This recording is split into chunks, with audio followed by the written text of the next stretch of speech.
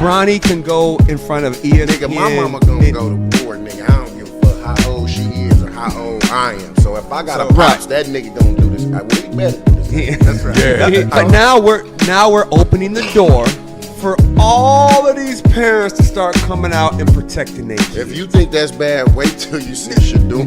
Right, it's about to get worse. Dion already none of that. We all saw what we saw, and you know what we saw. That's elementary school. No. That's all like, the when you a teammate, he push him like, man, like, let's go. He puts him like, get off of me. Get off of me. Get off me. No, don't touch me. Was it worth the 30,000? Now? In the moment. In that moment. In the moment. Use up. You remember? Was it bingo night or was it?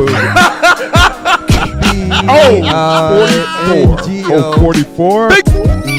You know what we do on this show, boy. We flow, boy, but keep it high level. This is gonna just give you the beats, and I give you my opinion at the end on all of these topics. But what's going on? The core issue is the carriage rights fee. First of all, start off the right way. Exactly. Let me start out like this. This is why I'm broke and you got money. this whole Dak Prescott saga. What are those? On the field, I got metric after metric. He's a winner. Okay, he's number one in all categories for the Dallas Cowboys first 5 seasons. Off the field, unquestionable character. Like, the only thing you got on Dak Prescott is, I am undisputed. Oh, come on. And me playing basketball, and I just want to light up. he's getting up. And show. Yeah, we doing this for real. He's first. I want to go rebound. Shoot. This one? Cut that up, baby. This boy, it's wet time. That's what I do. I still don't know why this is a pick, except exceptional play by the defender. Look at that. 2 dudes reaching, and then he comes between them and say, let me split this bunk bed. And I'm out of here. Shotgun snap, slips. Oh, that's ugly. Sack on your first play ever in the NFL. Y'all know your nightmares came true. You're like, God dang. Oh, yeah, this ain't it. Look at this blitz right here. I mean, he only knows so much what he's reading off stats, off paper. I mean, everything's good on paper. But I would always love to hear it from a player because they play the game. What about a journalist? Like, being real, NARPs are journalists. Like, you're from that pool, right? So imagine somebody just said, you didn't play the game. I don't want to hear it. She would have a living room full of people at about 10 p.m. probably every other Friday or Saturday. Come up here and I already know what they want, and I got to sing whatever song I got. Did you say song. Sing, not rap? You said sing, huh? Sing. Yeah, they ain't trying to hear no rap. They ain't trying to hear no rap. Yeah. You think you can do something with that? Hey man, Michael Jordan too light in the tail. Okay, you know what, big dog? Yes. I ain't light in the tail. If you want some of this, let's go one-on-one right now. Let's get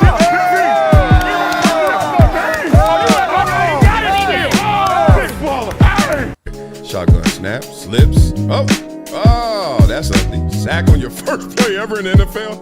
Y'all know your nightmares came true. You're like, God dang. Oh, yeah, this ain't it. Look at this blitz right here. I mean, he only knows so much what he's reading off stats, off paper. I mean, everything's good on paper.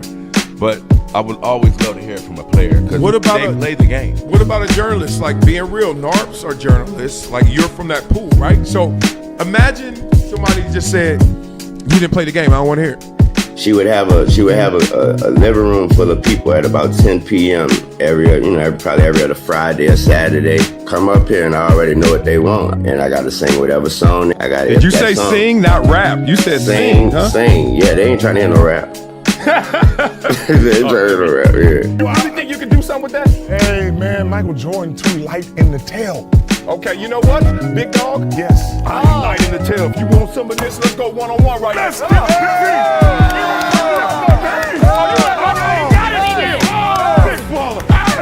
Everyone's playing the hits, but I'm a DJ. And one thing I know from my DJing experience is that you don't just play the hits. You play things that people haven't found out about yet. Discovery. Not up to me. I don't have this ego where I'm a buck, talk trash, and be like, yo, I don't like this. I don't like this. I'm gonna be like this. All right, I got enough talent. I got enough belief in me. I know what I want to do. Yep, let me go do it.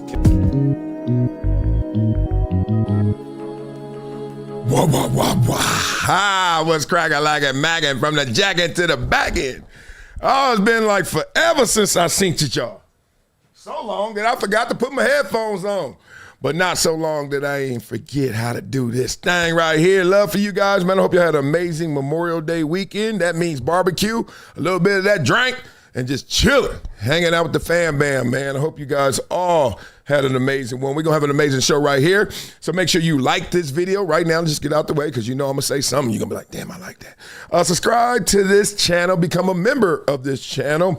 And also hit that super chat. We're going to talk about the Knicks who shocked the NBA because they finally are back in the finals after 27 years. It's been a drought. We also going to talk about Dr. Cheyenne Bryant. And is she a doctor? And the only reason I know her is because of Cam Newton, which is sports related. Then she went on Joe Budden, my favorite podcast. So I'm like, all right, enough. I've been looking at it and been like, man, what this lady doing? Now let's get into it a little bit. Dan Batard deconstructs Stephen A. Smith.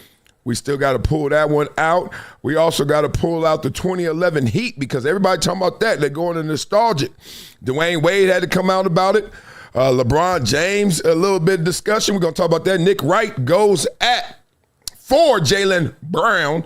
Stephen A. Smith as well. We got us a show today, basically. That's all I'm going to tell you. Ain't nothing but a gangster party. Oh, man, I've been listening to a lot of Drake. I've been hearing more about Drake's album and commentary than I actually heard the album. It's real spit. Like, everybody got something to say about that album. We ain't going to do that here. Nah. I ain't even listened to the second and third one. I listened to Iceman, and I was like, all right, that's good. It sounds good. Now, in a good way. Like, that sounds good. But then everybody got to write some damn term papers and philosophy papers on it. I'm like, God dang, what did Kendrick and them do? They took it too far because now we can't even discuss it. So you know who we are on this show. Yeah, let's get into it right now. I'm ready to fight. Y'all ready to fight? A fight. Listen to this. This has been going on. I always tell you guys when somebody's gonna beef or they are beefing. I can smell smoke. Well, here's some smoke right here. Let's talk about this right now because Dana White dismisses Conor McGregor UFC return conspiracy. Not a coincidence. Okay, so if y'all wasn't watching, I know I was watching. They had a fight, big fight. Y'all remember the Ronda Rousey fight, all that kind of stuff. Dana White right here. Dana White need to go back on that water diet. I need it with you, big dog. We both got them cheeks. Memorial Day cheeks. All right, anyway. So y'all know all the figures here. Conor McGregor. Jake Paul? Yeah? Okay, let's go. Dana White dismisses the UFC return conspiracy. Not a coincidence. Appeared first on Clutch Sports. Blah, blah, blah. After several years of absence, MMA veteran Conor McGregor is set to make his UFC return. Coming back from a suspension, he's set to fight Max Holloway, UFC 329, July 11th, T-Mobile Arena. Ding, ding, ding, ding. They just print money. They just be like, all right, UFC 3000. Who cares? Somebody going to show up and watch it. UFC President Dana White announced his return on May 16th on the edition of UFC Fight Night, which happened to be the same day. Y'all believe in coincidences? Same day as Ronda Rousey's comeback fight for MVP. For most valuable promotions. Speaking with Ariel Helwani, that guy we always put on here that talk about UFC, he said Jake Paul's partner, MVP co-founder, described the decision as confusing. He felt that announcing the move during, remember the Francis Ngannou fight, diverted attention away from McGregor. Okay, so while many on the internet believe that the announcing McGregor's return during his entrance was intentional, MVP co-founder Jake Paul also held similar thoughts. That just shows how pressed they are. Little insecure boys trying to piggyback off our event. Now, that's what caught me. He is talking about Dana White. Like, he talking about Dana White like little insecure boys. Yo, this YouTubing must be popular. This YouTubing must be prolific. This YouTubing must be, let's just say, beneficial to your pockets. Because he is talking to Dana White like, what?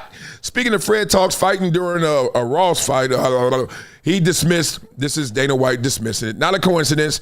Let me say it like Dana White would. Not a coincidence. Not a coincidence. I had a fucking fight here that night. God, these guys. Anybody who thinks I give a shit what was going on anywhere else is out of their fucking minds. That was Jake Paul at the end. We announced it as soon as we got it done that we were in the middle of our event. Okay, y'all, I just want to just set the table to let you know when they start fighting over their food, that's why, right? They at the point where they can't even make an announcement without somebody else saying something. You know what else is changing up right before our face, before our very eyes? our football. It don't look the same. It ain't the same. Is that a good thing? I don't think we're there yet. Sunday is the day of football. Come on. It used to be the day for God. God said rest on Sunday. And that was before the invention of football from the Ivy League, right? And then God still held it down. Going to church. I started to see the rumblings of this maybe 20 years, 30 years ago. Going to church, you know the pastor take too long, and all of a sudden he started doing this. All right, what time is it, guys? I know I've been holding you guys a long time. Keep passing that plate around. Keep passing that plate around. Yeah, what time is it? Oh, it's almost 1 o'clock. All right. Hurry up. It's time to get out of here. The pastor started to recognize he didn't want to miss kickoff. I knew something was on. Right? Outside of going to church in the morning, if you're still religious and you do that, Sunday is like where so many games happen, and that's what you grow up in. You gear your entire week around watching football on Sunday. Yeah, I gear my entire week around watching football. Can't lie. That Sunday feel good, boy. You get fat and full and watch some football, family, and faith. Oh, it's the best. Shout out to all you fans out there. See, all I kept all them F's going. Shout out to all my fans out there. Stomp, #1 fan. Thank you for the super chat. He on the set. He drinking some coffee, and he playing some crazy video game. Have no idea, man. Love to all you guys out there. And I'm talking about 817 Ace, new fan alert #2, TC210, Adrian Robles, Juan 5th the 2nd. Football. Let's get fat. It's an institution at this point, the NFL playing games on Sunday. With every day that we keep adding in there, we're getting away from that just a little bit. Do y'all agree with that? This is natural. This is the logical flow. Oh, you're gonna rob it, right? You're going to take away from the concentrate, right? Now we're going to do this, and all we're doing is stepping on it. We're stepping on the NFL because we just keep every day. I still haven't lost my Sunday football love as long as Sunday Night Football is still a great game. But Monday Night Football, I don't care about that anymore. I used to love Monday Night Football. I used to come, oh, my God. You had to rearrange your plans because you always got practice on Monday. You're like, oh. Now I don't care about Monday Night Football. Even if it's a big game, I really don't care. Monday has been gone. And that used to be a thing, so I give you that. But Sunday has not been robbed yet. With Thursday, nope, don't care. I watched Thursday, but it ain't taken away from Sunday. Monday's not taken away from Sunday. Well, the days are there. Saturday's too late in the season, doesn't matter. The Friday game, what was that, once or twice a year? So I hear what he said, but I don't feel it. I worry that I think the game got big. One of the reasons it got so popular and big was because all of the game, it was an event. Sunday is the NFL.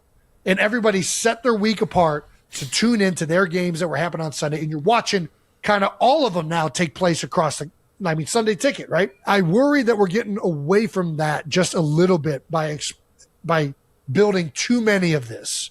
Let's get up out of there. Look. You could say that. I mean, I'm assuming every business has gone through this. And I'm assuming, let's just use Dana White because we were just talking about him. Dana, you got a business model where you're going to fight and you're going to just keep naming them UFC 1, UFC 2, and you're just going to keep doing it. Yeah. That's the model. So the headline is not the actual fighter. Nah, we don't care about that. We're going to announce that, obviously, but it's going to be called UFC 1, UFC 2. Who was in UFC 36? I don't know. But the branding is the UFC. So that's the NFL's way. Like, yeah, protect the shield, promote the shield. We're not promoting y'all. Y'all just part of the promotion. We promoting us, UFC. Okay. Now, Dana, you also are going to have these, it seems like twice a month, 3 times a month, it feels like at times. Yeah. We're going to have them as many as we can. Why would we do that? Wouldn't that dilute what we are as a brand? And he like, no. Because as long as you give people what they want more. So the counter to that is people want NFL and they want more. There are more streaming companies, platforms, networks that want it. You see the money in the billions. We are watching. You see the ratings continue to rise. Part of that is the Nielsen rating system has changed, evolved, not archaic anymore. The other part is we want to watch football. Because to be real, NBA ain't stole nothing from the NFL. The playoffs have been insane, especially the OKC Thunder series. And it's insane to see the Knicks obviously get a sweep because everyone roots for the Knicks in some weird fashion. Either love them or love to hate them. But then what's still in our time? No, we got sports time. Everybody has 8 hours to sleep. You got 8 hours to work. And the other 8 hours is for your itty bitties and all that stuff and for you to watch some sports. We got time. And nobody is stealing the time away. So that's where we are. Beat it up in the comments if you think anything else about that. I don't. I think that we don't have to guess when we're tired of the NFL and they're doing too much. We don't have to guess. The numbers, the revenue, everything is going to just jump out and yell at you. Oh, too much. You ain't got to guess. To me, it's like racism. It's like, is that racist? Is that, as soon as you have to ask that question, it's not. Because if it is, you don't ask that question. You're like, yo, did you see that? Did you hear that? Did you have to go through that? But all this squinting, is the NFL doing too much? They ain't doing too much because you squinting. Did they really mean that? Were they really being racist? Dog, you ain't got to ask. Trust me, real racism, it was no conversation. All right, real spit. All right, let's keep going because there's some other NFL topics. Let's talk about Aaron Rodgers. Where are you going? Or who cares? Relevant. He's overstated. And by the way, I'm not talking about his career. No, Aaron Rodgers is a first ballot Hall of Famer, a great quarterback for years. He's irrelevant now. What makes him relevant now? This network talking about him every day in, day out, as if they're hanging on and waiting for, Patrick Mahomes 3 years ago. I disagree with this. Aaron Rodgers is not irrelevant. One, because I just saw Aaron Rodgers, and let's just say when you're around him, everyone around him feels more relevant, let alone him. I don't know what relevance means. Two, the man didn't play that bad. I can call him boy. He older than me almost. The man didn't play that bad last year. Right? He didn't play that bad last year. You got a little more Aaron Rodgers, a little more toothpaste in that tube than you thought. But three, I think that this take right now so far sounds like I'm fatigued of Aaron Rodgers. Not that he's irrelevant, just I'm getting tired of this. Remember Brett Favre did the same thing at the end of his career? Every year it was a helicopter ride and a news cam and where's Brett Favre going? Like he learned that. His football father is Brett Favre. He learned a lot of good habits from him and learned some bad ones too. One of them is, man, nobody, I don't care who you are, likes to chase. Like nobody. Now you'll do it to a point. She that fine, you gonna chase. She is that pretty. Yep. I'm chasing her. Yep, I'm buying her flowers. Yep. Taking her to the mall. Yep. We going out to dinner again. Yep. I'm not even hungry. Yep. You chase. And then at a certain point, no matter who she is, no matter who he is, I don't give a damn how Hall of Fame you are. I'm tired. Tired of where he going next year. Is he going to sign? Like, so we're fatigued of the chase, but please don't call that man irrelevant. Please don't do that. He's irrelevant. Oh, he did it again. God dang it. Did you hear me? He's not irrelevant. What is relevant if Aaron Rodgers is irrelevant? Like, for real. Like, what top? Oh, let me listen to him fully because I like Will Vaughn too much. Come on, y'all. At this point, he's not LeBron James. He's not the biggest star in all of sports? Oh, you really? Okay, so no one else. Like, irrelevant. I ain't say LeBron's the best player, but LeBron is relevant. Yes? Okay, so he's not. See how they do us? This media stuff is hilarious, man. This is a science in itself. You literally, like when I used to watch shows, even when I'm on them, this is how I think. I think like a lawyer. I think in fragments. I think in sections. I don't listen to everything you say. I listen to syllables. And you just said he's irrelevant. He's not LeBron James. Okay, I want a line of relevancy. On this side, I got LeBron. Now, on that side, everybody else who ain't LeBron. Who else is in the line with LeBron? Ronaldo? Messi, and maybe Messi may not even be there because half the people walk by him. They don't know what he looked like. Oh, this is crazy. Keep going. He's not Tom Brady. He's not playing that way into his 40s. This whole thing is overstated. I knew when I saw breaking news. What breaking news? The only breaking news about Aaron Rodgers now is that he's retired. Can't lie to y'all. And I would never lie to y'all. I don't know why I keep prefacing it like that. Here we go. It sounds political. It sounds personal. Like when you get fatigued, look at her. That's the look. What's her name again? Shay. Look at Shay. Shay back there like, yeah, OG. I'm not really with the take, but I'm also not going. I ain't gonna disturb your groove. Don't disturb this groove. He won't be disturbed. Stephen A. definitely checked out. Like, I don't know what Wilbon talking about right now because Aaron Rodgers is a bad, bad man. Remember that? So let's go. That's the breaking news. They're a third-place team in their own division.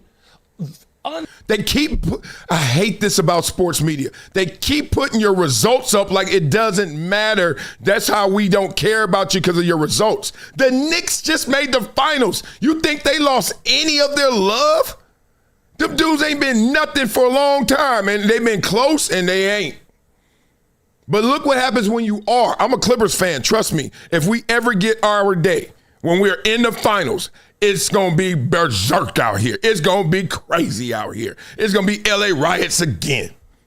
But to say that because of the results, no one cares, like that's like the Dallas Cowboys. When the last time they won a Super Bowl? 30 years ago? 40 years ago? You think the Cowboys are irrelevant? You think the Cowboys, when they finish second and third in their division, that we don't care? You can't make those equations. Unlikely to be able to pass Cincinnati or Baltimore this year. We're talking about now. We're not talking about what Aaron Rodgers has been. And he a Bears fan too. So you want to talk about now. Yeah, y'all look good because y'all went to the championship game last year. How'd that turn out? Was that championship game? Yeah. Anyway, but what have the Bears been? The Bears been worse. The Bears have been worse than the Steelers. Facts. And y'all still got Bears love. The Bears. I love the Bears. So all this breathless waiting on Aaron Rodgers, we're going to chronicle it every day. I'm blaming this network because every time I turn on all of our shows except one, I hear about Aaron damn Rodgers. Again, it makes it. Well, you know why.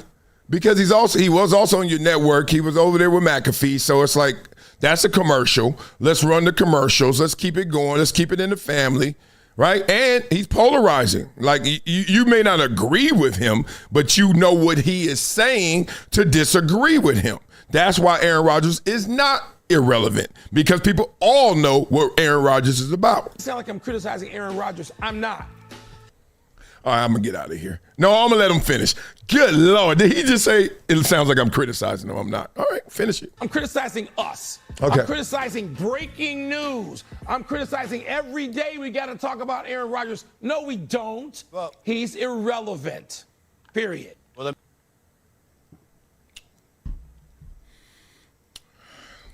Boy.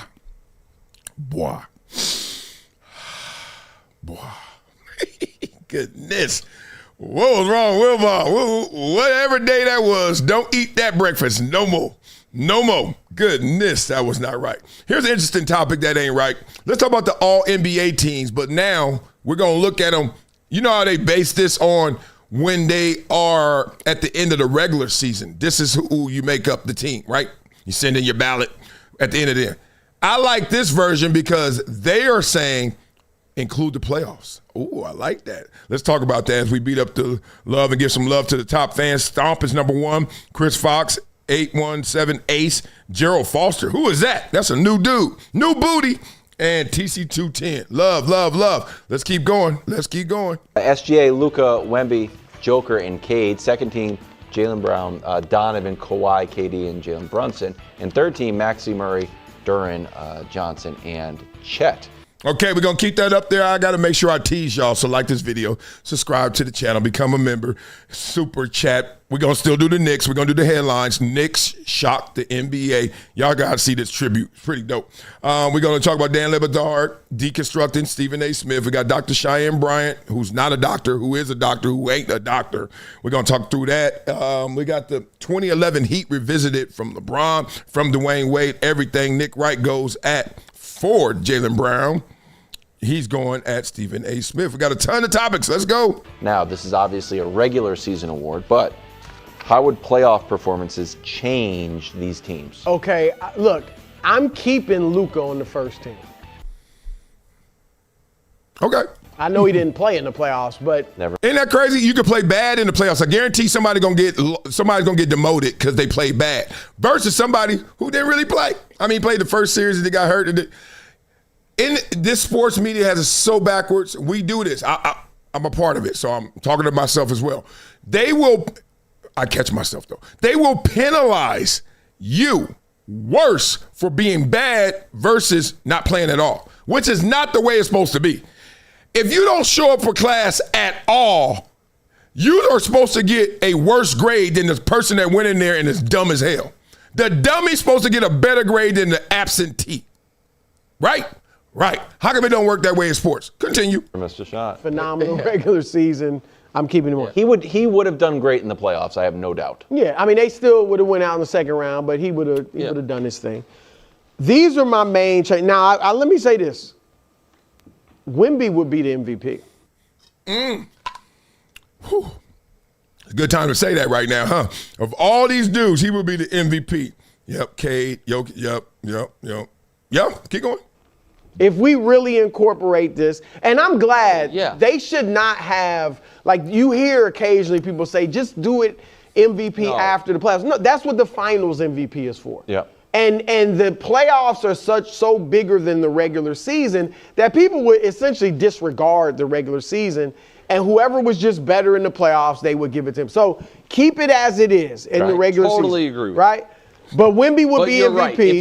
If it weren't that, Wemby would have won it. I love this show because this will fool you. All these papers, this will fool you into thinking their structure is just, okay, be rigid. Skip Bayless plus. You know what I mean? Nope. They be in there just talking. They just be chopping wood. It's amazing. Jaylen Brunson, first team. And who's out? Oh, Cade.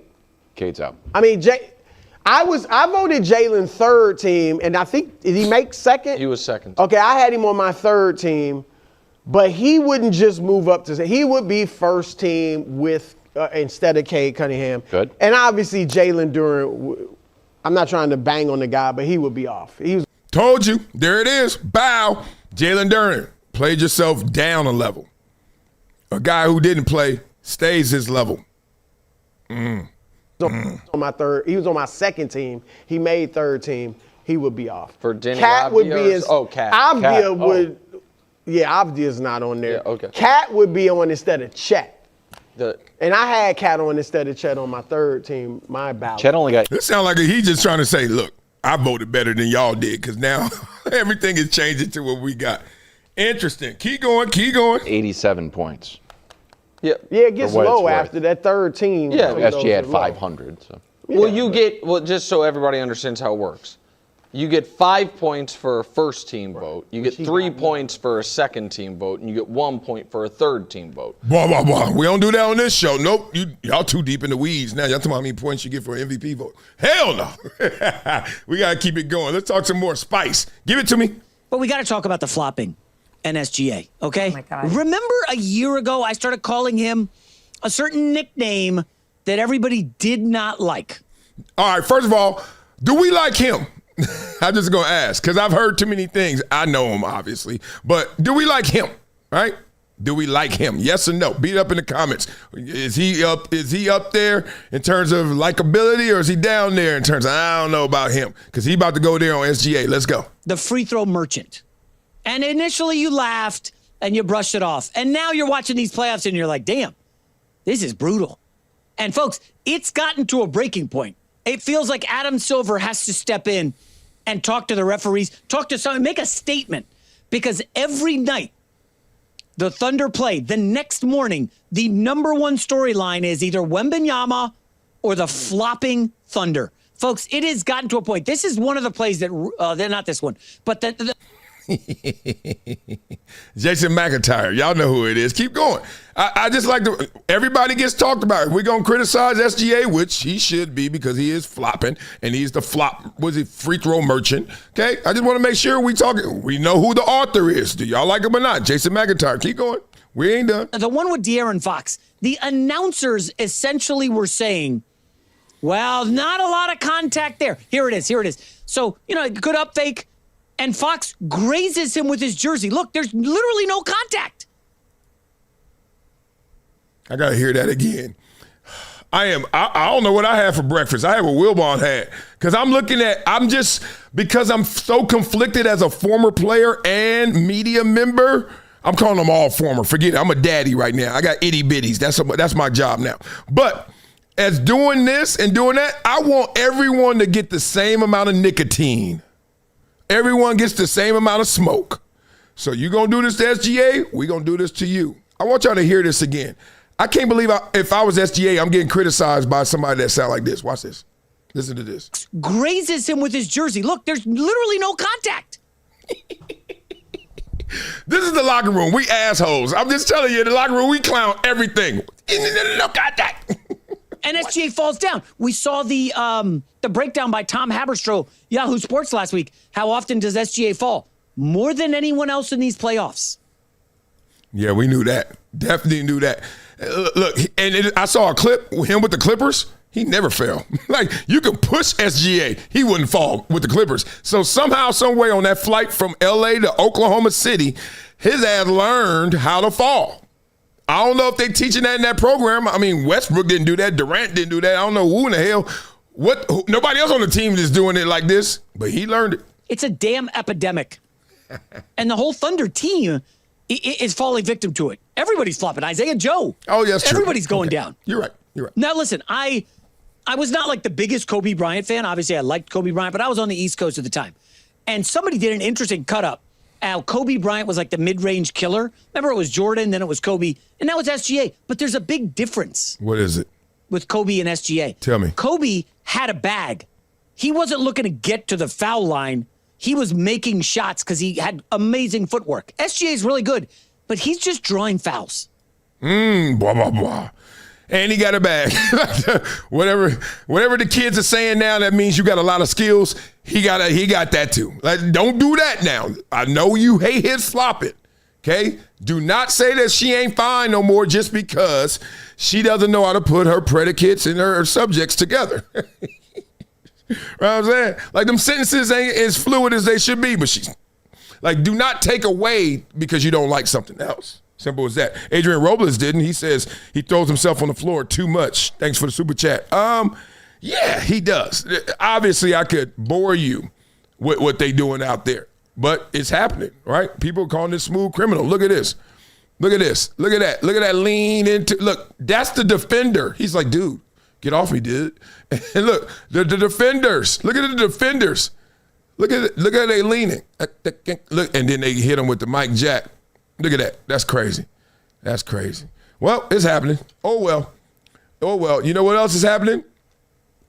They blew out. It's a blowout. OKC 2-2 after game 3. Guess who showed up in the locker room mad as hell, they said? This face. Imagine this. They said Pop went in there, lit them up. They came out, blowout next game. Here's another fun fact. If you're Dennis Schroeder, I got the best story about Dennis Schroeder. Officially 0-12 in conference finals games. While I read this, please tell me if he's single or is he married. Beat it up in the comments. Tell me if Dennis Schroeder is married or single. That's going to affect what I'm going to tell you next, okay? All right, beat it up. So in 2015, he's 0-4. Goodness. All right, 2023, 0-4. Goodness. 2026, 0-4. He's the sweep merchant, as the sweat merchant. Okay. Beat up in the comments. All right. Nobody told me he's single or married. I'm keeping the story until you tell me. Okay? Simple as that. Tell me if Dennis Schroeder is married or single. Somebody go to ChatGPT. I ain't wasting no time on that. All right. Love for all you guys. Let's get to one of our bigger stories. Let's talk about Dr. Cheyenne Bryant. If y'all don't remember her, she's the lady that was on Cam Newton's and really blew up on Cam Newton's podcast because she was telling him he was tired. You're right. He was just a mess for all them kids he had and all them broken homes he built. So, thought that was it, huh? Like, pretty lady, smart, educated, breaking Cam Newton down. She went on her very way and started blowing up. Well, let's just say things changed over time. Oh, you don't want to hear that. That ain't never good. Is there ever a good story out of TMZ? I'm sure there are. Damn, well, the questions that are out there, why not provide the proof of your degree? Why not? Okay, I forgot. God, it just came to my head. I remember her. Anyway, she's famous on the right, and she's interviewed. No, it ain't. That's not her. Marissa Mitchell's show. All right, let's go. So they're asking her, people are questioning your credentials. Now, if someone questions your credentials, obviously there's a part of you be like, dog, don't question me. But there's a bigger part of you like, yo, here's the answer. It's too easy. So here are my credentials. Here's my degree. Here's whatever, my certificate. Here's my certification. It's not that difficult. Remember, on this show, we lead with one of my grandmother's Wileyisms, which is the truth is simple and lies are complex.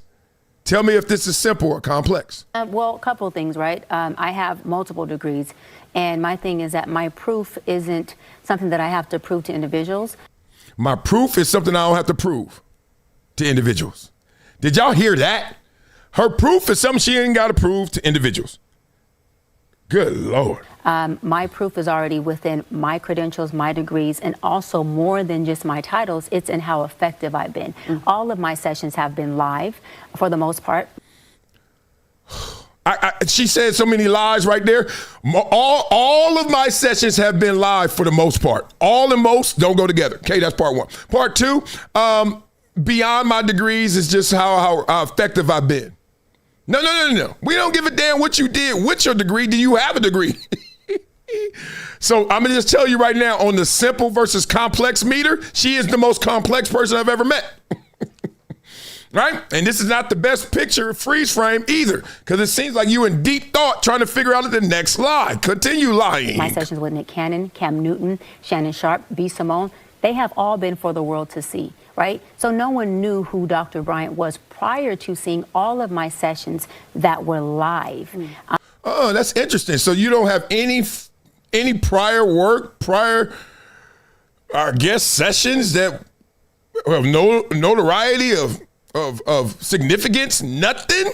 Like the first, so I saw her, Cam Newton, that's the first time you really been doing this? All right, I'm gonna remember that. Uh-oh. And they deemed it, as well as I did before they did it, they can't validate me, I validated myself, they deemed it as my work being effective. I am effective at what I do. That's her fourth effective or third? Point being, effective is not a degree, ma'am. We just asked you simply. Now, this lady right here, we read body language on this show. This is, I hate to do this to this woman. I hate to just dismiss this sister. But whenever your chin is above, parallel to the ground, when it's up, it's like, what's up with you? You on some BS, girl. Keep talking. I'm educated and I'm successful in my lane, and I'll land on this. I created my own lane. And so a lot of times, Marissa, when people see that you created something that maybe they couldn't, admiration turns into envy. And you got to be okay. See, this is what Diana Rossini did. Like, this is what they do. Man, I'm telling you, man, I hate to generalize because it's so, but y'all get the stereotype. A lot of times when women get caught out in big, like in the industry, when it's like public news, we know this happens in households every day, but I'm talking about when it's big time. The first thing they do is this. Y'all are dumb. Y'all are jealous. Y'all are silly. But Stephen A. Smith does it too. Yep. And he got that auntie behavior. Come on, man. Like, don't be. I'm just sitting here watching the news and all of a sudden now I'm a dummy or I'm jealous because you got caught. What? And you got to be okay with that in that as an space. attack, but I think, and I've gotten this question from many viewers, and I owe it to them in service to Absolutely. them. Why not drop doctor from your name if you cannot bring forth that doctoral degree? So I've already covered this, right? And we're here obviously to talk about my new book.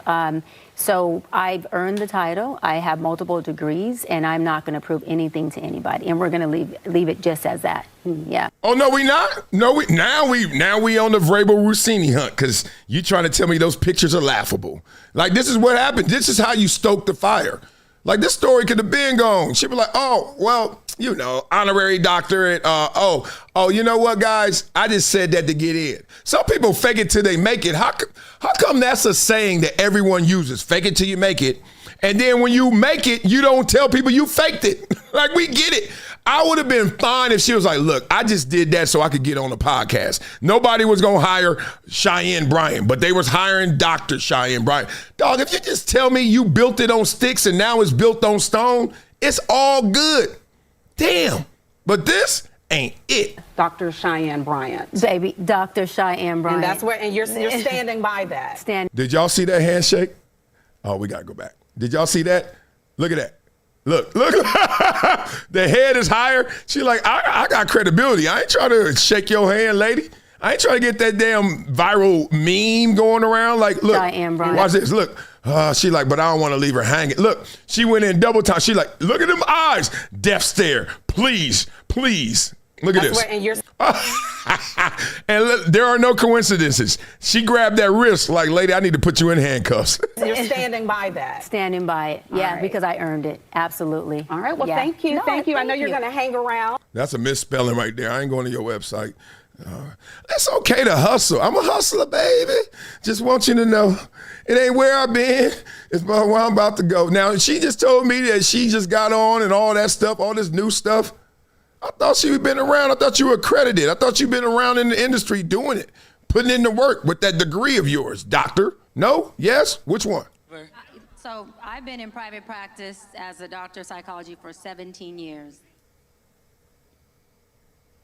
You just spoke of about 5 sessions, and now you've been in it for 17 years. I think that number should be higher than 5. I guess those people don't count, huh? Uh-oh. Or you don't count. So I've been in private practice as a doctor of psychology for 17 years.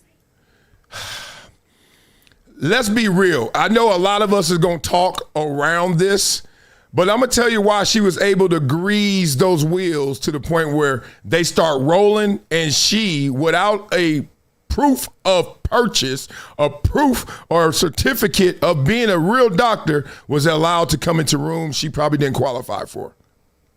He's showing you, and he's showing you. She fine. She looks good, right? She's not, look, she is a good-looking person. So then that smile and that look away, if you're looking away, you don't know what you're looking for. If you're looking away, you right? You can't see it. Your vision is off. It's not even blurred. It's off. And then you looking through those rose-colored lenses. Guess what? Who's guilty of that? All of us. That's how she got through.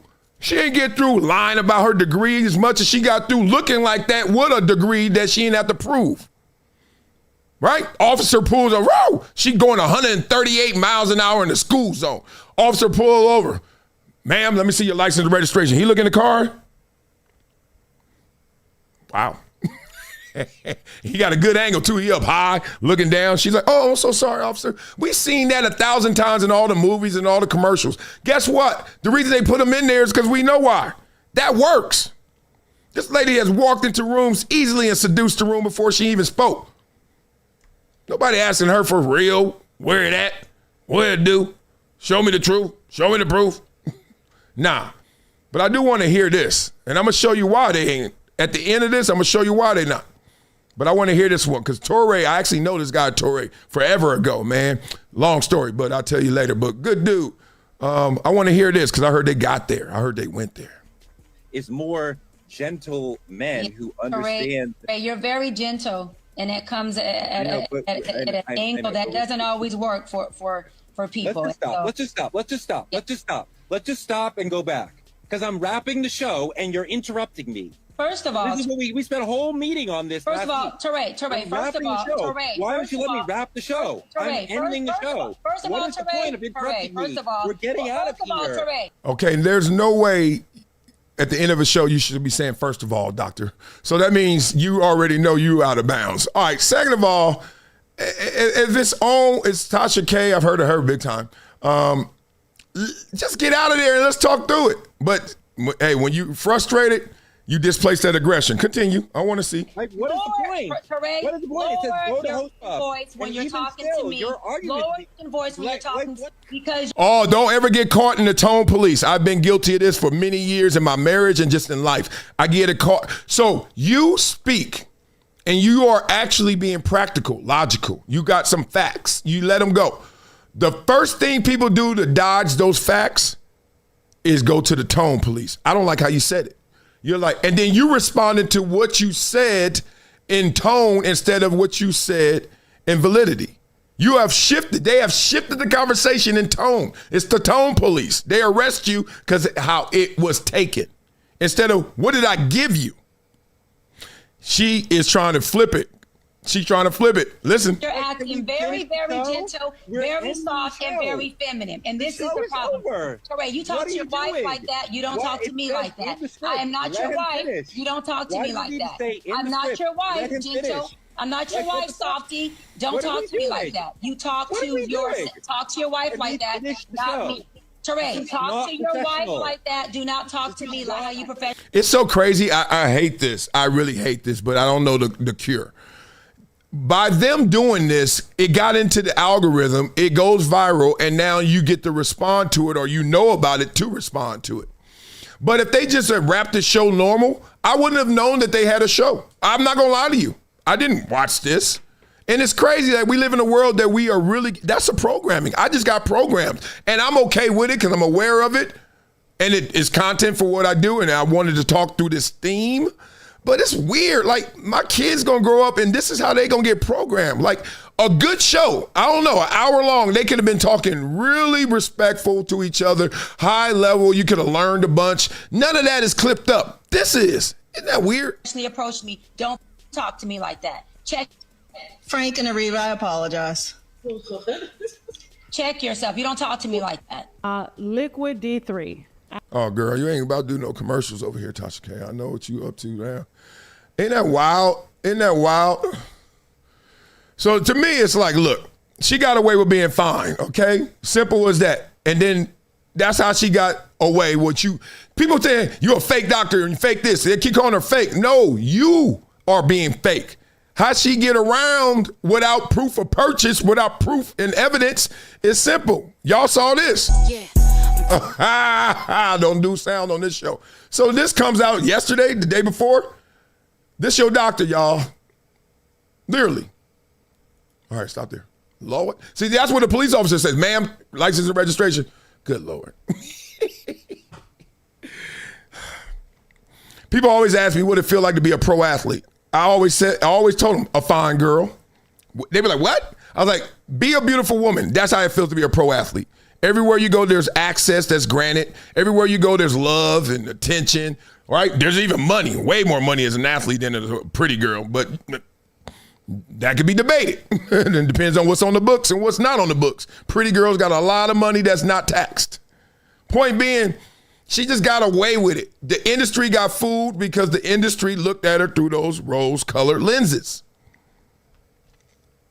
Hell no, she ain't a doctor. I'm not even gonna argue with you. First of all, my voice is strained enough to be arguing with you. You ain't gonna prove nothing to me because you ain't gotta show proof. Your proof is in your experience. What? Ma'am, look, I'm not dumb. Look, you can say what you want. Oh, you play football, you ain't smart. Ma'am, look, the truth is simple, lies are complex. Your answer is too complex. Why isn't it simple? There's never gonna be a thing out there where you can't easily tell if it's real or fake based off of the simple or the complex. If you hear a story, you hear anything, and you got to start to do mental arithmetic just to make it sound right, your intuition is like, dog, block, block, block. Immediately know that's not the truthful answer. Not saying that they're lying, because there is a difference between the truth and a lie. There's a gap, but they ain't telling you everything, and that's transparency. Honesty is just answering questions that they ask. Transparency is, oh, you don't even know this. Let me tell you this. Transparency is, oh, you ain't even asked this. Let me hip you to it. Because it gives you full perspective, the circumference. She lying. She's calling it simple. It's a lie, lady. It's all good. All right, beat up in the comments. Let me know what you guys think. Dan Batard about to go there. Stephen A. Smith, we about to go there with him. Don't forget, we still got our New York Knicks topic. Shocking the world. Got to go through that. And also Nick Wright breaking down what's going on in those beefs between Stephen A. Smith and Jaylen Brunson. Who's the top fans right now? Let me give you some love, baby. Shout out to all you guys out there. Stomp is number one, as always. He must just be working somewhere. Stomp, where you work? You just be chilling, having this thing on the loudspeaker, be like, hey, I'm listening to Wiley for an hour and a half. Don't bother me. Adrian Robles, number two. My dog, Chris Fox, three. Dion Kincaid. We got a new friend. New booty, and Dan Fan in the building. Speaking of Dan, Batard, let's hear it. So if you did not see what he did, though, on Stephen A. Smith on What's Right with Nick Wright, I urge you to see it because it's an interesting deconstruction on the cotton candy contaminants that end up making it so that Stephen A. Smith's entire worldview gets distorted by the competition of, I want to be the modern day Cosell. How do I, for legacy purposes and forevermore, how do I get remembered beyond where and how Jaylen Brown will be remembered? Like that. That's deep. That's really deep. He's saying Stephen A. Smith is now plotting, now conspiring for moments, for virality, for whatever it takes so that he's forever remembered in lore. Like, say what you want about Skip Bayless. We remember him for that Tebow era. We remember him for Johnny Manziel. We remember when he just latched on unnecessarily, illogically, and just was a pit bull to some topics, right? And I think Stephen A. Smith, this is interesting, is now starting to say, you know what I'm going to do? I'm going to have a fight with LeBron. You know what I'm going to do? I'm going to have a fight with my co-host, Max Kellerman. You know what I'm going to do?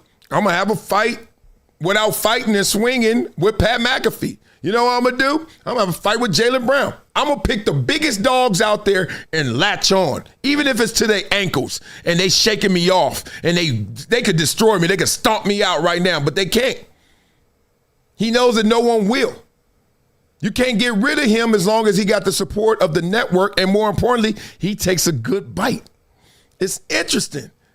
That's how he's going to get remembered. He's like, oh, well, I'm going to go out in a blaze of fame and fortune. That's what the fight is for somebody who is supremely competitive. And I saw the shipping container react when I said that Stephen A. Smith is making more than Jaylen Brown. And while that is not the only way to keep score, it does seem to be the way that a lot of capitalists are keeping score when they align their politics with their pocketbook. Stephen A. Smith is making $20 million from First Take a year. He's making about that from SiriusXM, and he also owns his own stuff. Yeah, it's adding up. It's adding up. Shout out to Stomp, who says he's an Amazon driver, and I'm his before he clocks in podcast. Respect, homie. Respect, big dog. Them packages be getting there on time. Amazon packages get there before you even think they're going to get there. So I know you're doing your job, your thizzle. Respect. Here's the thing. I know that everybody is going to go there, and Stephen A. Smith is trying to go there to be like, yo, I'm like Jaylen Brown. I'm making 40-some million right now. What? Can y'all stop with that? Because one, he's making that right now. Jaylen Brown been making that. And will continue to keep making that. Now Stephen A. Smith will. This is a conversation that kind of irks me when I see that someone now who's made it, like Stephen A. Smith, is talking about somebody who's already been there. Jaylen Brown been in the league 8 years. What was his total earnings before this year? Because Stephen A. Smith got paid last year. So before that, Woody already was up $200 million. And now it's the same thing Drake said about Kendrick way back. He's like, look, he's the underdog. He's super talented, the underdog. And I put him on, and now he's here. He's on. But don't act like I ain't been here. Like Jaylen Brown is probably sitting somewhere like, this dude is talking about he making more than me. If he is, I don't even know if that's true. But if he is, good for you, boo-boo. You just got here. I've been here. Oh, big faces and little faces. I hate when they compete.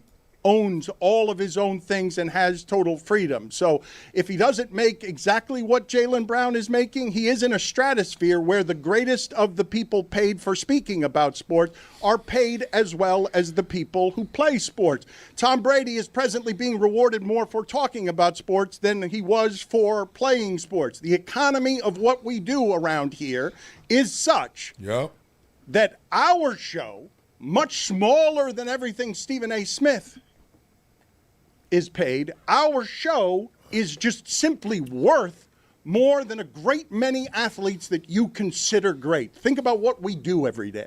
Think about what we're doing in here and what it's worth. Because we've made it so that the content about sports is as valuable as the athletes who play sports. We've made points, jewels, gems dropped quickly. It's not so much what he said. It's like the industry of the sports media has made it where the top dogs can compete with a couple of top dogs. But in sports, you know, guys are making 70, 80 million a year. Ain't nobody doing that in sports media, right? No, not that. I mean, not even McAfee. No. I mean, you can try to add it all up. You might get one. But there's multiples in sports. So it's not apples to apples. But what he's saying is, yo, just talking, we make a gang of money like we an athlete. It's because you're a commercial to the athlete. The athlete is the thing. That's why ultimately, if we objectively put this out in just straight numbers, the athlete is winning. But there are some comps in there because you are the commercial. You are hyping up the athlete. You're hyping up the contest. We want to see the contest. Thank you. But I think it gets taken out of context and it gets irrational when you're the commercial and you think you're the main attraction. You're the commercial. I'm the commercial. We get it. Unless you running around sweating and getting hit, guess what? You are the commercial. So the streaming services need all of this stuff. And so Stephen A., when he squares up with Jaylen Brown, doesn't even feel like he's squaring up with an equal. He feels like he's squaring up with someone who's beneath him. And that's crazy. And I don't believe that Stephen A. thinks that. I think Stephen A. knows that Jaylen Brown got him, but at the same time, it's worth the fight. Because what do they say? Don't argue with fools from a distance. People can't tell who is who. Well, it's not just fools, right? If you are engaging with a smart person, people assume you're smart. If you're engaging with a gangster, people assume you're gangster. If you're engaging with a fool, people assume you're a fool.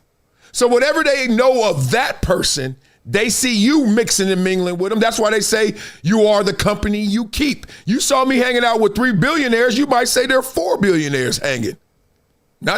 It's just me and my 3 billionaire friends, right? So I think Stephen A. Smith is mastering this. This is really masterful. He's like, I'm going to engage with the best of the best no matter what they do, even if I don't qualify, even if I do qualify, because I know the assumption will be made that I am them. I am LeBron-ish. LeBron takes time out of his pregame or third quarter between quarters, and comes up to me and checks me. You think I'm losing that? You think I'm losing that conversation? Yeah, I got punked. Yeah, I didn't say nothing. Yeah, I got caught stuttering because I don't have a plan B. Plan A is just to engage with LeBron. Get him to say something. He won't come on first take. Get him to do something. Then when he doesn't come on first take, he goes on Pat McAfee. Now I can act like, oh my God, how dare you? I think we figured this shit out. The thing that Nick Wright is complaining about is that's wrong. Like, we are the court jesters and the carnival barkers and the people who feed at this trough because those guys are so popular, because those guys are doing the hard things that fans celebrate and want to pay for, and we get the leftover money. Yeah. Blah, blah, blah. That's the leftover money is so much money that people don't think it's left over, but it really is the leftover money. The networks sit there with their budget and they're like, look, we're going to spend for the NFL rights. We're going to spend for the NBA rights. You know how much they have to pay for that? It's a B. Then they look at, okay, how much it's going to cost to keep this operation afloat and do what we do. That's another B. But in that B, those 2 B's, there's an M. Now, who are the people that are going to pull the levers to keep this thing flowing and going? Those are M's. And some of those are T's, thousandaires. Most of them actually T's. Yeah, even people you see on air, T's, right? Remember that Molly and Stephen A. beef? That was because she's like, get my M's up. They were like, keep them T's, girl. All right? So the whole thing that we even make this lazy assumption that they are the same, Jaylen Brown, Stephen A. Smith, and we just going to talk monetary, it's not even a conversation, right? Not even a conversation. But Jaylen Brown got a 5-year deal, $300 million? Stephen A. Smith gets a 5-year deal, it's $100 million. We're not doing the same thing, but Stephen A. Smith knows how to close that gap. Because at a certain number, after a while, like everybody, you can't spend it all in one place. You can't spend it all. It doesn't change your lifestyle, as they say. Oh, you gonna buy another car? Or you gonna buy a bigger boat? Or you gonna be in a bigger house? At a point, you just got a big house. At a point, you just got a car. You're only riding in one at a time. So Stephen A. Smith is so smart for this. This is genius. In attention economy, in this attention-based era, how do you get the most attention? You engage with attention. Like people, he always says people always bring his name up for attention. He's engaging with those who are the biggest and the baddest for attention. That's why I never get slighted when someone's like, oh, you're always bringing up their names. I'm like, dog, we're going to talk about the biggest stories, whatever they are. Whatever they are. And if you are in that, congrats. My ego doesn't feel bad. Are you doing another Stephen A. story? No, he's the biggest thing to talk about. Right? As simple as that. If the Knicks went, when the last time I did a Knicks story?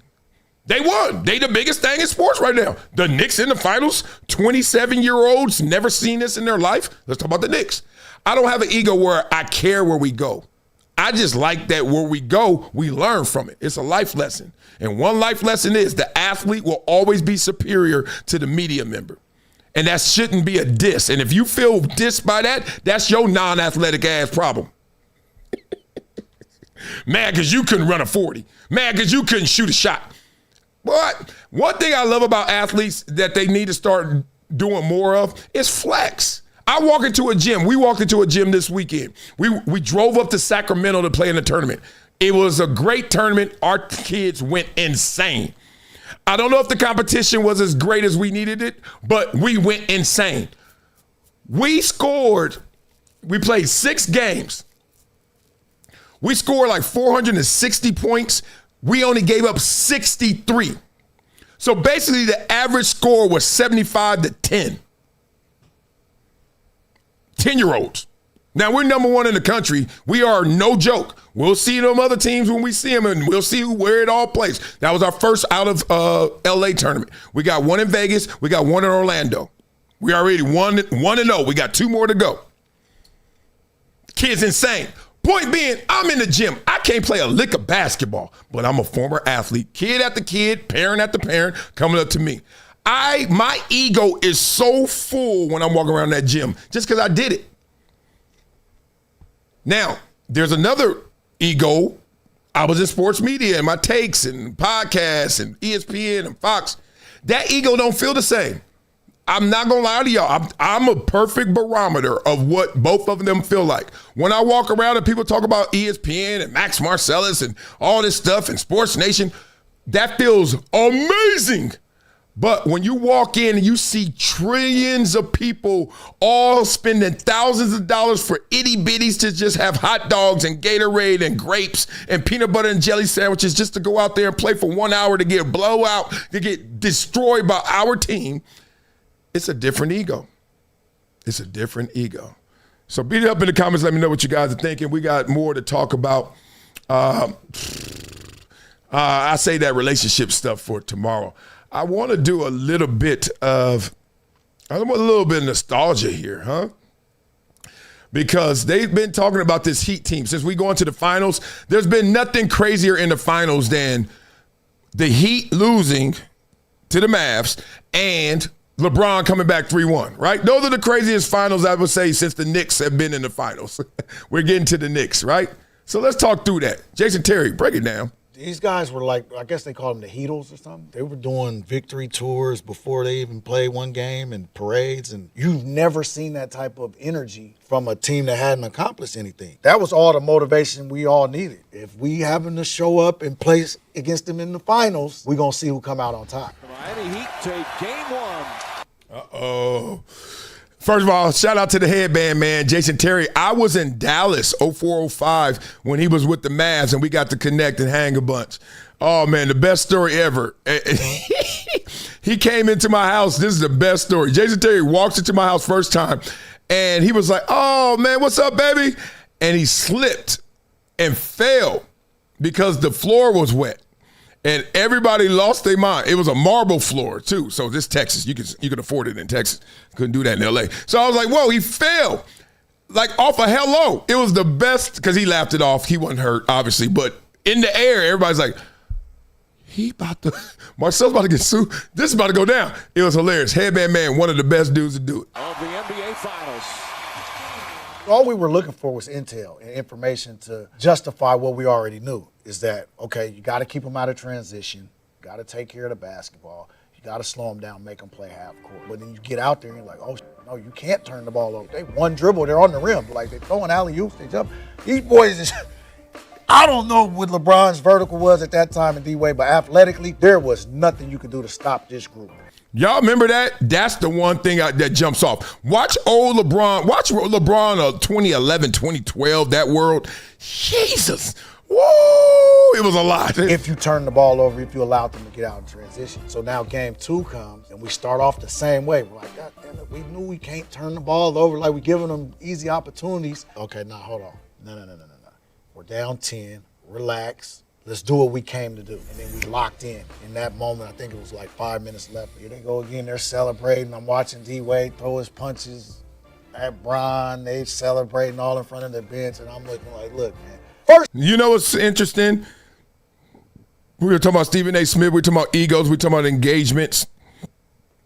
The distraction of them trying to live up to all of the hype and the distraction of them buying into that hype.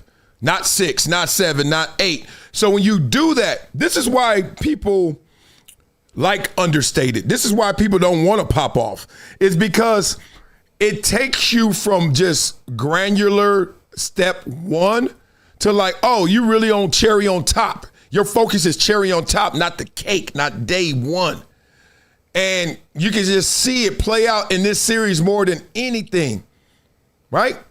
Meat and potatoes, go to work, Dallas Mavs, stay simple, stick to the plan, versus a little bit more fame, vanity. Like, play the game, but also, where's the sizzle? And that sizzle didn't have enough substance. That's why they lost. First of all, nobody likes to show off. Second of all, they're not taking this from us. So let's lock in and do what we got to do and get out of here with a victory. The next 5 minutes was crazy. Steal, rebound, outlet, layup, bucket, Dirk, fadeaway. And it just kept happening. They're missing. We're coming down scoring. And that pass, we come back and knock them off. Blah, blah, blah. Hey, there's not one side to every story. There's not 2 sides to every story. There are 3 sides to every story. So we just heard Jason Terry. We're about to hear Dwyane Wade's because you always hear mine. Once again, this is a very good Dallas Mavericks team. I don't remember the entire roster, but let's go with what I remember. Dirk, and Tyson Chandler, great big who protected the paint, pick and roll, dunk on you. They did everything right. I said Brendan Haywood obviously is a backup. They had Sean Marion, good defender. They had the Jet who played lights out. JJ Barrera, Deshaun Stevenson. Man, he just threw JJ Barrera in there, but that's when JJ Barrera was Barrera in. Remember that? We were like, what is going on? Like the crossing guard just got a basketball and a jersey and is killing people. There was a moment, JJ Barrera in them playoffs, you were like, yo, what's cracking? They had the perfect players around their star player, right? Dirk being their star player, and then all these other guys, like Jason Terry probably could have, outside of Dirk, take Dirk away, Jason Terry probably could have been MVP. Of how amazing he played. And then we had, like, Brian had to guard JT. Brian can guard almost anybody, but it's hard to guard that dude moving all around. He was coming off all kind of screens. He was moving. He was tearing us up, right? So they had a very good team. We had a team that was still trying to find our identity, but we were good enough. And we were obviously better than the East because we got to the finals that year. But you talking about a team that had already been playing together, that already had chemistry, that has a Hall of Fame coach and Rick Carlisle on that sideline. You talking about a young Miami Heat team trying to figure it all out with Spo being 3 years on the sideline. Like you just can't make up them reps. I saw that this weekend. Like when talent meets talent, then it's about skill. Fundamentals. When talent meets talent, then you go skill, fundamental, then you go like how coachable they are and how much they relate to each other, like relationships. That's why you go on them wing dinner Fridays in the NFL. That's why these little kids love playing Minecraft together on FaceTime, because it builds an unspoken language that you could go out there and ball. So, yeah, you got new guys getting around each other, trying to fill each other out. And every team I've ever seen, everyone overcompensates by being too nice, defer too much. LeBron did it with Dwyane Wade. You try not to walk in somewhere and act like it's yours, but you know it is. And imagine you bring a new team together with all these big pieces. They trying to act like, oh, no, dog, it's yours. You got it, big dog. And then after a while, everybody knows where they're supposed to be. I got it. And everybody fine with it. But at day one, early stages, everybody's like, no, you got it. You got it. I hate when I see that, but I know that that's how you build a team. Let's not act like we were supposed to win that finals. Now, yes, we thought we were going to win it because that's how cocky that people say we were, and we were that cocky. We supposed to be that cocky. Hold on, go back. Vegas, Poly Market, weren't they the favorite? They had to be the favorite. The Heat had to be the favorite. I don't know. We ain't going to have revisionist history here. Keep going. You don't win if you don't have that cocky confidence. But we're going against a team that's already been there. True. You're right. I don't know what they did the years before as I sit here right now, but I know that they were battle tested. We was not battle tested. And so when I look at game 2, I look at a team that is battle tested. Remember they lost in the final. No, not the finals. They were the number 1 seed and they got knocked out the first round. What was that, 2007 or something like that? So they got that kind of taste in their mouth a few years ago. Probably a lot of the core group, and they learned from that experience. They learn when you up how you can lose sight, how you can lose your eye off the prize, and then now when they're not the favorite, they're like, all right, this is the Mavs thinking. All right. Now we know what it takes. Versus a team that is still trying to figure it all out. Because we did crumble in game 2 because we wasn't battle tested yet. And this team was battle tested. So you could take a wound and a lick and go down 15. And then if you're battle tested, you can come back and you can do what they did. And so when you hear that, it's kind of like, I hope the shadow boxing one of the things that we're going to keep pointing to say that's why y'all came back and won that finals. Because we actually went up to Dallas and went up 2-1. Even though they beat us in that game, we won the next game, game 3. Right. Okay. So we were. Blah, blah, blah. Okay. Just a little bit of the mind of an athlete. Just a little bit. Little quick one. Let's get a quick one for LeBron. We heard Jason Terry talk. We heard Dwyane Wade talk like, yo, can we get the dude? But he going to talk about something different. He going to talk about who he is and what he is and how his life is. Quick one, but it's worth it. But it's crazy that those memories of you being not famous is only from when you're a child. Oh yeah, like, you don't have any like adult memories. Oh no, that's a wrap. That stopped probably about my sophomore. After I won a state championship my freshman year, started my sophomore year. That ended. That was over with. Do you miss it at all? Do you ever have a moment you wish you could shut it off? Yes. Look at that face. He over here imagining like walking in a room and nobody tripping. Now, this is the one thing about celebrity and anybody I know that's famous and stuff, and I laugh. I'm like, because you're around them and then they'll tell you the truth. Like, yo, sometimes this gets annoying, blah, blah, blah, duh. Everything gets annoying. Being anonymous gets annoying and boring. You want people to walk up to you and say, what's up to you, and don't know who you are, just know what you are. Like, oh my God, you're a basketball. Oh my God, you're so-and-so. Oh my God. Like, everybody wants what they don't have. That's why you see a lot of people walking down the street. You don't know who they are, but they got 28 piercings. Their hair is pink and green and orange and purple. They're peacocking because they want to be known, right? And then you got people like LeBron who probably wear a mask over his face sometimes. Like, I don't want people to know me other than I'm 6'8", 260. That's LeBron with a mask on. That's that. Yeah, of course. Of course. Like I wish I could just like sometimes walk into a movie theater just like before the lights go off. You know what I'm saying? Or just go to an amusement park. Like my daughter wanted to go to amusement parks all the time. Like, babe, I love you. It's not gonna happen. The nanny will take you. Yeah. Like, it's not gonna happen. I'm not gonna be able to enjoy myself, and then it makes my daughter weirded out about it and shit. Like so. Yeah, blah, blah, blah. Look, we ain't gonna feel sorry for him at all. We know how the game goes, but at the same time, that's kind of messed up. You can't go to Six Flags. You can't take your itty bitties to Six Flags. For real. No, he can't. No, he can't. You imagine LeBron James is sitting there, even if he do the fast pass and he walk right to the ride, they will bum rush. Somebody would get electrocuted trying to get a picture with LeBron James, trying to lean over the rail. Oh my God. Crazy like that. That's how the game goes. So the thing about the fame part that I always remind my friends when they get a little high on their horse, and this is what I use as a mental reminder too, is that it beats the alternative. So when you sign in them autographs and you're on your number 28th or 235th, and you're like, yo, really? Just remember, it beats the alternative. Somebody's not signing autographs that wish they were. Part one. And another thing that always helps you stay humble in life, to me, it works, is never think about what you have to do. Think about why you're doing it. And if you think about why, you'll immediately come back home and be like, oh, man, this is why I'm doing it, right? But if you got to think about what is too much? Imagine you wake up in the morning, look what I got to do today. God dang it. But if you remember why you got to do it, oh, let's go to war. Let's go to war. All right, speaking of going to war, we're going to hear Nick Wright go to war right now. Stephen A. Smith, a little bit more of that. Jaylen Brown, a little bit more of that, because that was a spicy topic that seems like it's starting to get behind us, hopefully, until the next one comes up, the next beef. Stomp is number 1. Adrian Robles, number 2. 817 Ace 3. Chris Fox 4. Dion Kincaid. That's a dope name. Kincaid 5. All right, I'm waiting. No longer. Let's go. I'll give you my own, and I might not have explained that perfectly, but let me give you my own little instance here, right?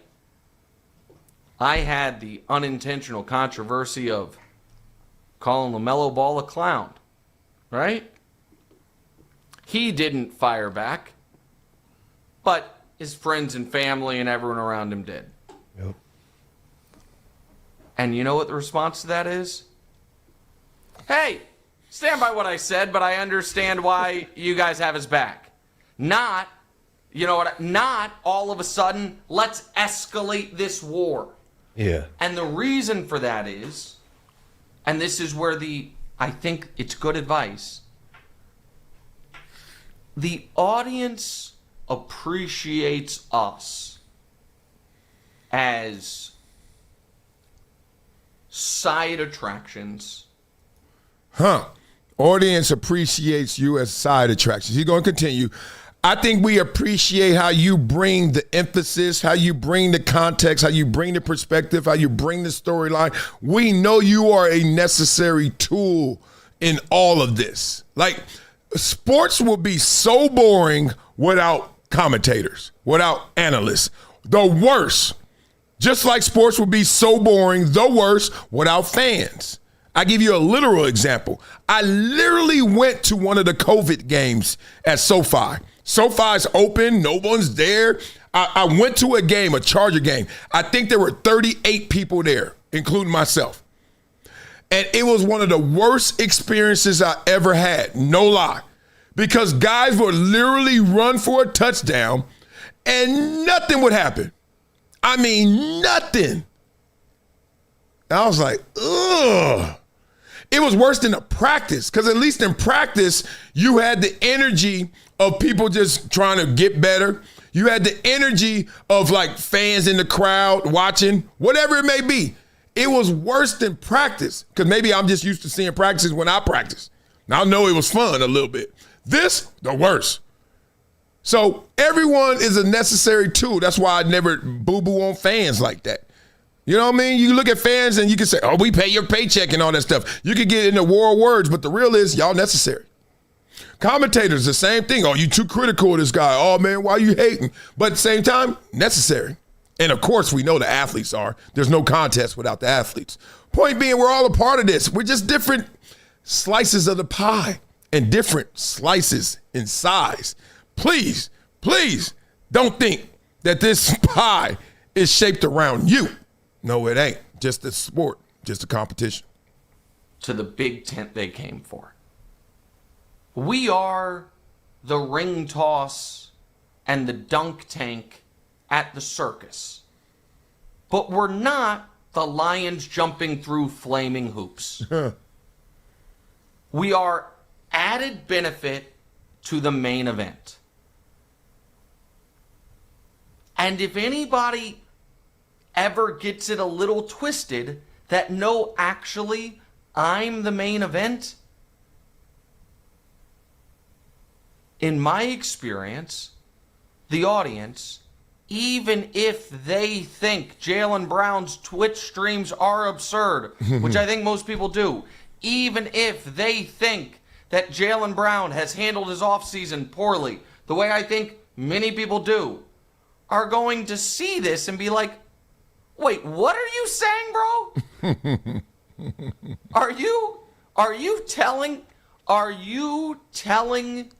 this superstar athlete to stay in his lane? Yeah, that's the problem. Like, look, sometimes you get lost in your own sauce. So Stephen A. Smith is like, yo, I am the man. Everywhere I go, I walk into arenas and, you know what I mean? The camera's on me too. Yeah, but that's because you are the man in your lane arena. Now you want to run the race with him. Let's just say your best is not his worst. We've already went through the numbers way. We could continue. Like Jaylen Brown had $200 million on the books before we even talk about a Stephen A. Smith big deal. What did Stephen A. Smith have if you want to do numbers? If you want to do it in terms of popularity, it's not a conversation. Stephen A. Smith is more recognized popularity, but in terms of popular, bigger, move needle, Jaylen Brown got him. He's a Celtic. People get this twisted. Like they say, oh, you walk into a room, who they gonna recognize? There's rappers that people recognize. I walk into a room with, give me a rapper, Lil Durk. He ain't out. All right, somebody else got freedom. I walk into a room with a young, good rapper, right? And I walk into the same room, me, young rapper, I don't want to call out nobody because it's not flattering for the rapper, and Tim Cook. Y'all know what Tim Cook look like? Most people don't. Who bigger? Anybody? That part. Are you late 50s, early 60-year-old man getting in a war of words with a 29-year-old? Is that what's happening? And it makes all of us look bad, man. And also, here's the other thing. You're the only guy who does it. See, now that's a problem, and that's also a solution. The medicine is in this, like this candy right here. So Stephen A. Smith is thinking, I'm the only one doing this, but I'm also the only one that's number one. So therefore, what I'm doing, everything works because it keeps turning into more number one. So Stephen A. Smith is not going to correct himself. Why would he correct himself? Because he's like, yo, this is working. Now, it's not a formula that anyone else thinks that ultimately works, but he's like, prove it. He's like, prove it. Prove it doesn't work. Prove that it doesn't work to get checked by LeBron. Go. Prove that it doesn't work that you go on every podcast and talk about these big moments that happen forever, ad nauseum. From Max Kellerman to LeBron, from T.O. I can just show you all the times I went viral, and I can just keep talking about it to stoke it to keep me number one. I think that's his formula. I don't know if it was calculated or he stumbled upon it, but it's a winning formula. The only thing that makes it feel like it's not going to win is like everyone is sitting there with like this whole authenticity card, or they're sitting there saying, ugh, I hate that flavor of sports media. But then when you get down to the nuts and bolts, it seems like that is the lane. Skip Bayless rolled that lane to perfection. And now his disciple, his younger disciple, his former co-host, doing the same. Like, there's like some of the former athletes turned commentators will get in this tete-a-tete with the athletes. That'll happen.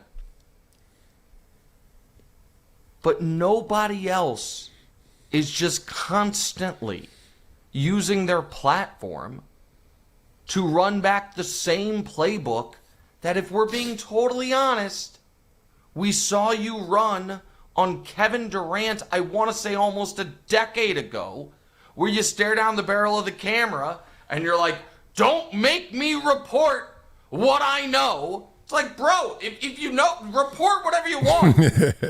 But these veiled, you don't know how much power I have threats. Like, come on. Yeah, blah, blah, blah. We might have to part two that one, whatever that is. Blah, blah, blah. That's the Dr. Cheyenne Bryant method. Yeah, don't make me have to show you what I'm not. Don't make me have to show you what I can't prove. Right? The thinly veiled threats. No one who's living in their truth should ever be threatened by somebody telling the truth. Like, shut up. Go ahead. Oh, you pick your nose. Oh, you got eye boogers. Like, what you going to say? There's nothing to say. First of all, so Kevin Durant's the wrong person.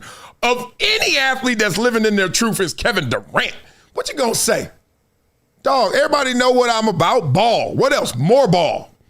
I ain't got no woman. I ain't got no kids. I ain't doing nothing like that. And so what? You going to tell who he dating? And? What you think? I ain't say I'm celibate. Said I ain't getting married. I ain't getting caught up in that financial and emotional turmoil. I'm good. I'll ball, then I'll holler at it, which is actually a smart method. Like, too much is happening when you're playing to make that ultimate commitment. Like, too much is happening. But you can do it. Nobody's mad at it. But that's a smart method. What you going to say to Kevin Durant? So Kevin Durant just sat there and said, prove it. Go ahead. Do it. Do it. Oh, you ain't got nothing? Yeah, I thought so. I grew up around people that when they wanted to fight, they never, ever, ever faked it, never, ever gave you moments notice, never, ever sent a memo. Oh, it's on, as they say, on site.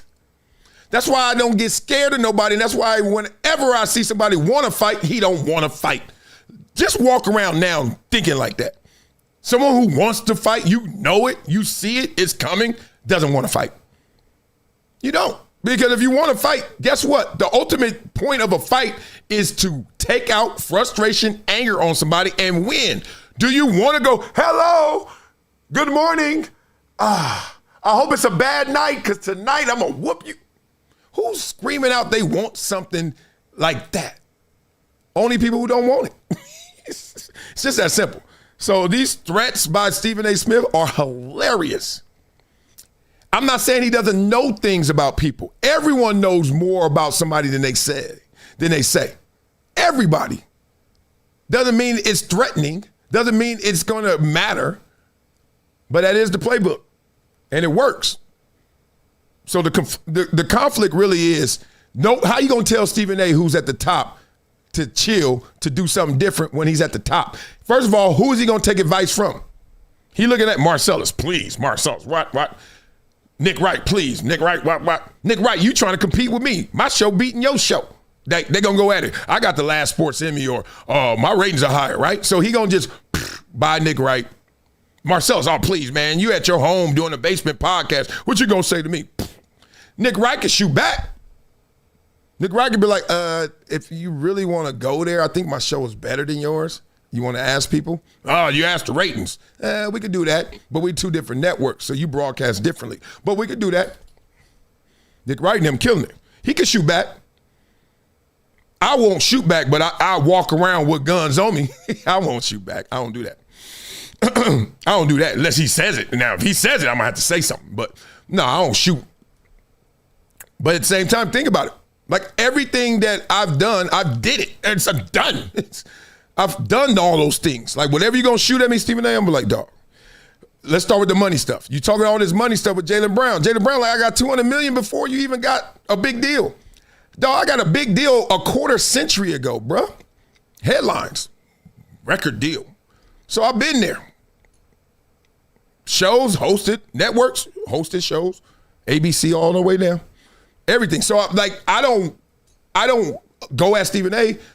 for no ego play, because I know like you ain't gonna shoot me down. I go in there because it's news and it's lessons.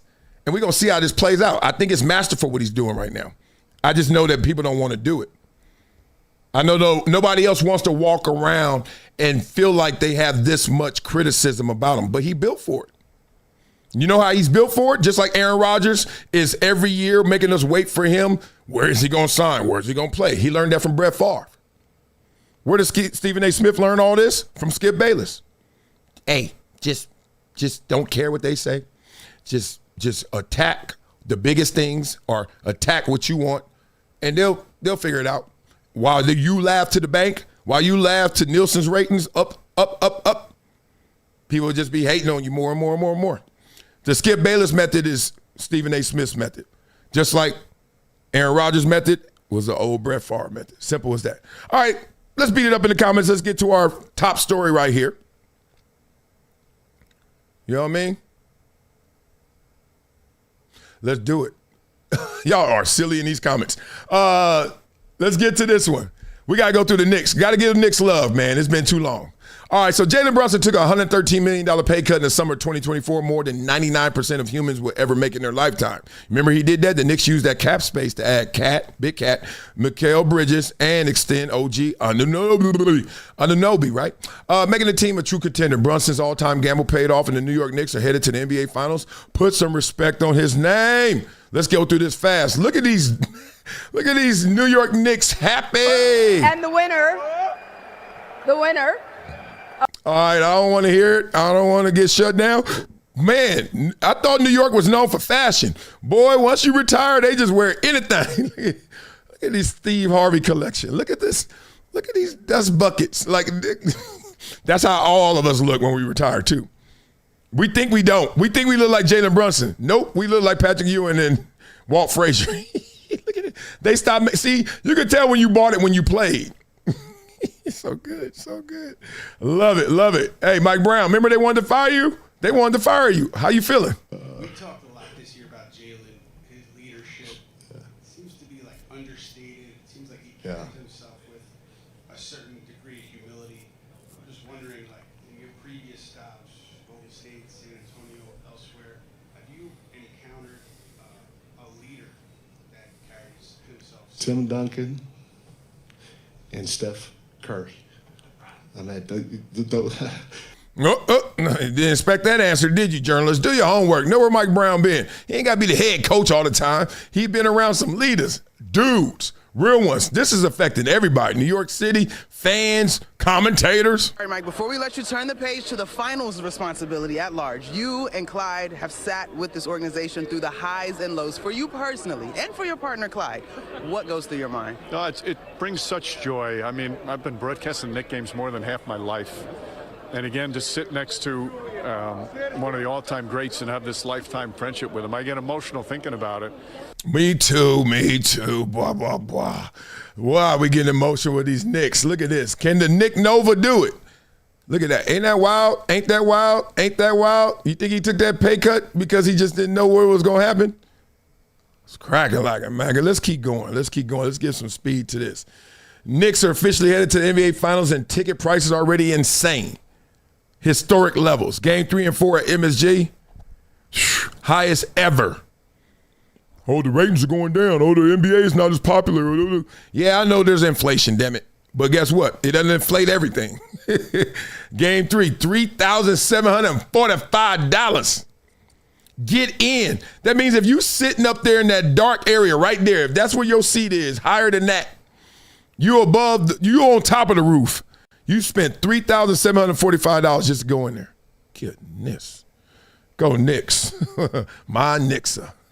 What's up, my Knickser? Let's talk it. I know we ain't playing that song, but I want y'all to see how these dudes act, because I used to live in, obviously, New York at Columbia. These dudes, this is New York. Look at it. It's always this. I've never seen more, I don't know, is it macho, cocky, confident, arrogant? Like, there's this deep belief in New York, like that they are it. They are it. Every single New Yorker I ever met. Look at look at these Busta Rhymes, Nelly. Look at all these fake celebs, lookalikes. Look at these dudes. All these, goodness, Casanats. They just believe. Look at this. Little kids got fake guns. What the hell is going on? It's New York.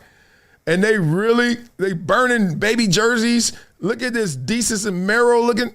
It's just the most. But you know what? Can't lie. When you hear people say corny stuff like, oh, there's no time like when New York is in it and energy, let's be happy. Let's give them some love. It's big. New York is finally in it. Shout out to all my New York Knicks fans that I know, especially Max Kellerman, who, ad nauseum, I heard how many times, the Knicks. And then Jim Dolan and James Dolan. And he's happy somewhere right now. I know he's happy. All right, y'all. So love for everybody out there. We had an amazing show.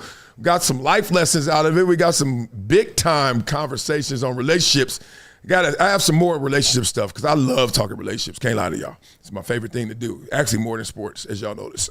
That's why I talk outside of sports more. We talk more storylines on this show. So like this video, subscribe to the channel, become a member, do all what you're supposed to do to make sure we continue to go and grow, right?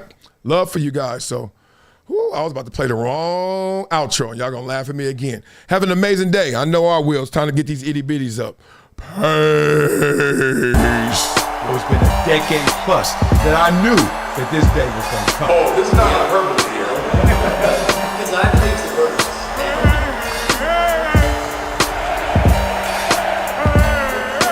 Time to hydrate.